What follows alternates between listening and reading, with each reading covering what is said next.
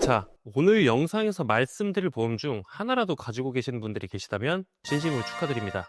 왜냐하면 다시는 가입할 수 없는 정말 귀한 보험을 보유하고 계신 것이기 때문입니다. 이 보험들은 무슨 일이 있어도 해지하시면 안 되는 그런 상품들입니다. 절대로 감액도 안 되고 리모델링도 안 되고 해지는 더더욱 안 됩니다. 오늘 영상에서 절대 해지하면 안 되는 보험 4가지 지금 바로 공개하겠습니다.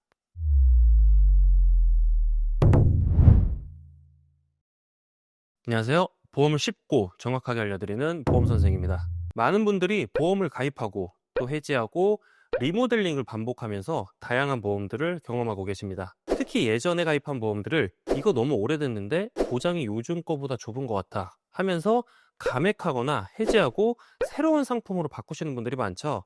그런데 오늘 제가 말씀드릴 4가지 보험 중 하나라도 가지고 계시다면 그 보험은 절대 손대시면 안 됩니다. 왜냐고요? 이 보험들은 지금은 가입 자체가 거의 불가능한, 그리고 보장 범위나 보장 금액 면에서 현재 상품들과는 비교조차 되지 않는 보험들이기 때문입니다.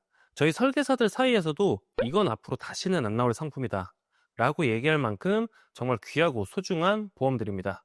그런데 이런 보험을 모르고 해지하거나 감액을 해버린다면 나중에 알면 정말 후회 많이 하실 수 있습니다.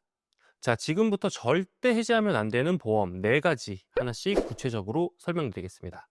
자, 첫 번째로 절대 해지하시면 안 되는 보험은 2008년 이전에 가입한 암보험, 그리고 2019년 상반기부터 2022년 9월 이전에 가입한 암보험입니다.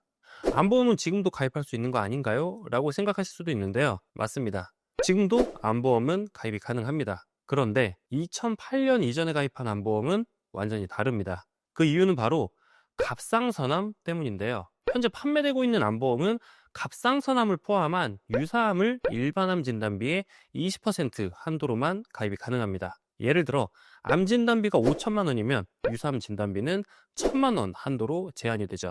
그런데 2008년 이전에 판매된 암보험은 다릅니다. 그 당시에는 유사암의 정의가 지금과 다르고 갑상선암이 유사암에 빠져 있었기 때문에 일반암으로 보장받을 수 있었습니다. 증권을 보면 기타 피부암, 상피내암, 경계성 종양 등 지금 말하는 유사암에 해당하는 보장 내용이 명시되어 있지만 갑상선암은 따로 분리되어 있지 않죠. 이 얘기는 곧 갑상선암도 일반암 진단비로 보장이 가능하다는 뜻입니다. 국가암정보센터의 2022년 주요 암 발생 현황을 보면 갑상선암은 남녀 통틀어서 가장 많이 발생하는 암 1위입니다. 실제로 저희 주변에도 갑상선암으로 진단받고 치료받으시는 분들 정말 많죠. 이처럼 현실적인 진단 가능성이 높은 갑상선암을 일반암으로 보장받을 수 있는 특약이 있다면 절대 해지하시면 안 되겠죠. 다음으로는 2019년 상반기부터 2022년 9월 이전까지 가입하신 암보험입니다. 이 시기의 암보험은 유사암과 일반암의 가입 금액을 1대1로 맞출 수 있었던 마지막 시기였습니다. 즉, 암 진단비 5천만 원을 가입을 하면 유사암 진단비도 5천만 원으로 가입이 가능했던 거죠. 하지만 2022년 9월 1일부터는 일반암의 50% 한도, 10월 1일부터는 20% 한도로 제한되면서 지금까지도 그 기준이 유지되고 있습니다. 따라서 이 시기에 암보험을 가입하신 분들은 지금 구조로는 절대 동일하게 가입할 수 없습니다. 이 보험을 해지하시면 유사암 진단비가 절반 혹은 5분의 1로 줄어들 겁니다. 정말 손해보실 수밖에 없겠죠. 그렇기 때문에 절대 해지하시면 안 됩니다. 두 번째로 해지하면 안 되는 보험은 일상생활배상 책임 특약, 그 중에서도 2009년 8월 이전에 가입된 상품입니다. 일상생활배상 책임 특약, 그건 지금도 가입 가능하지 않나요? 맞습니다. 지금도 판매되고 있습니다. 하지만 2009년 8월 이전 특약은 지금과의 특약과는 결정적인 차이점이 있습니다. 가장 큰 차이점, 바로 자기부담금입니다. 2009년 8월 이전 특약은 자기부담금이 단 2만 원이었습니다. 하지만 2009년 8월 이후에는 20만 원으로 10배가 증가를 했죠. 그리고 여기에 더해서 2020년 4월 이후부터는 누수로 인한 사고의 경우 자기부담금이 50만 원까지 늘어났습니다. 자, 예를 들어 보겠습니다. 자전거를 타고 가다가 실수로 주차된 차량을 긁었습니다. 차량 수리비로 40만 원이 발생을 했다면 2009년 8월 이전 특약은 자기부담금 2만 원만 내면 나머지 38만 원은 보험사에서 보상을 해줍니다. 2009년 8월 이후 가입된 특약은 자기부담금 20만 원을 본인이 부담을 해야 하겠죠. 사고는 예고 없이 일어나는 만큼 이런 자기부담금의 차이는 실질적인 체감 비용으로 바로 느껴지시게 될 겁니다. 또 하나의 중요한 차이점은 갱신 여부입니다. 2009년 8월 이전에 가입된 일상생활배상책임 특약은 비갱신형으로 보험료가 오르지 않는 구조입니다. 하지만 그 이후의 상품들은 3년 또는 5년 갱신형으로만 가입이 가능합니다. 그래서 결론은 명확합니다. 2009년 8월 이전에 가입된 일상생활배상책임 특약이 있다면 낮은 자기부담금, 그리고 비갱신형 구조, 이런 특약을 감액하거나 해지하는 순간 다시는 이 좋은 조건의 특약을 가입할 수 없게 될 겁니다. 그렇기 때문에 절대 해지하시면 안 됩니다. 세 번째로 해지하시면 안 되는 보험은 바로 1에서 3종 수술비 특약. 그 중에서도 2006년 이전에 생명보험사에서 판매되었던 상품입니다. 요즘은 대부분 1에서 5종 수술비 특약으로 구성이 되어 있는데요. 그렇다고 1에서 3종 특약이 부족한 게 아닙니다. 오히려 그 당시에만 보장했던 귀한 수술 항목이 포함되어 있는데요. 특히 주목해야 할 건 2종 수술비에서 보장되었던 골 이식 수술비입니다. 요즘 판매되는 1에서 5종 수술비 특약은 보장 범위는 넓어졌지만 골 이식 수술을 비롯한 일부 항목은 아예 빠졌습니다. 즉, 더 이상 골 이식 수술은 수술비 특약에서 보장되지 않는다는 뜻이죠. 이 골 이식 수술이 바로 예전 2종 수술비 특약에서 보장이 가능했던 항목입니다. 게다가 이 수술비는 1회당이 아닌 1개당 보장이 되기 때문에 임플란트를 여러 개 해야 하는 경우에는 보장을 중복으로 받을 수 있는 구조였습니다. 요약하자면 골 이식 수술비를 보장하는, 지금은 더 이상 가입이 불가능한 2006년 이전 1에서 3종 수술비 특약이 있으시다면 절대 해지하시면 안 됩니다.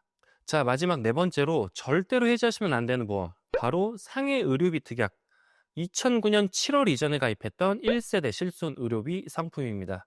이 상품은 실손보험 표준화 이전에 판매된 상품으로 지금은 절대 다시 가입할 수 없는 보험인데요. 표준화 이전 실손보험은 보험사마다 보장금액의 한도가 제각각이었습니다. 그 중에서도 상해 의료비 특약은 지금의 상해 입원 특약, 상해 통원 특약을 하나로 통합한 형태의 특약이었죠. 이 특약은 입원이든 통원이든 구분 없이 100만 원에서 최대 1000만 원까지 보장금액을 설정할 수 있었고 자기 부담금도 없었습니다. 지금 실손보험과는 비교할 수 없을 만큼 보장 범위도 넓고 구조도 유리했습니다. 가장 실용적인 부분은 바로 중복 보상 혜택입니다.